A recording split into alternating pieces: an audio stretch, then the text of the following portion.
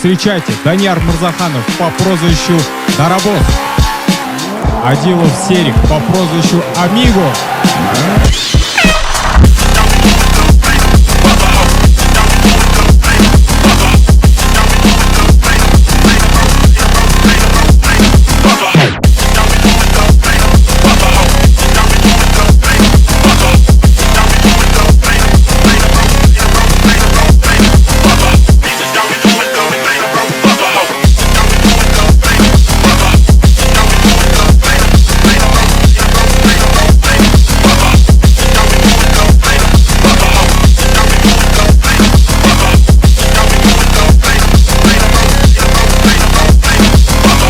В этом поединке единогласным решением судей победу одержал боец из синего угла Адилов Серик по прозвищу Амиго.